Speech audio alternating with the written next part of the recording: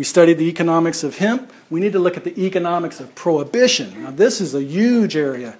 There's just pharmaceutical companies spend billions of dollars every year researching all these drugs, all these crazy drugs with a laundry list of side effects, while you can grow a safe and effective herb in your backyard for pennies on the dose.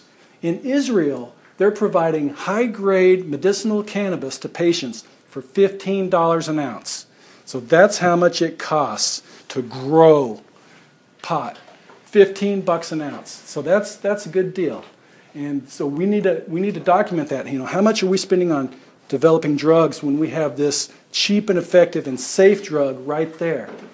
There's another catch-422. Our government makes the rules. So they say, okay, California, you guys have medical marijuana, but you can't deduct taxes for your dispensaries.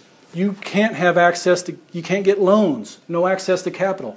You can't process credit card transactions. So imagine being a company where you can't do any of those things. It makes it so difficult to make money, even though the dispensaries in California are hiring hundreds and thousands of people and they're paying millions of dollars of taxes, but they're still hamstrung by all these regulations.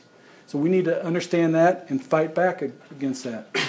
Fortunately, in Washington and Colorado, where they legalize marijuana now, and the Department of Justice has said that they're not going to interfere with states, banks are starting to do business with companies in those states. So that, you know, we're starting to make progress, but it's going to be a hard fight.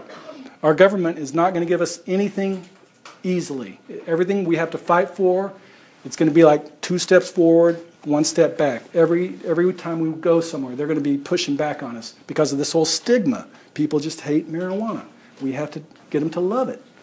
We need to document the custody industry. How much money is spent arresting people, putting them on trial, putting them in prison, doing drug testing, putting them on probation. Just billions and billions of dollars are wasted on this. We need to document that, and we can show people, let's save this money and use it for something else. We need to fight for our right to medicate in the workplace. Card-carrying medical marijuana patients are getting fired because they're failing drug tests. So this is another catch-422. We can't, if you're using this medicine, if you're not impaired, you should be able to use it while you're at work or before you're at work. But we need to fight for this. We need to look at the asymptotical relationship between the level of high and the frequency of use. And what this is, Dr. Grinspoon explained this to me several years ago. If you don't smoke very often, like you smoke once a month, you get really, really high. You might know people like that. They're like a cheap date.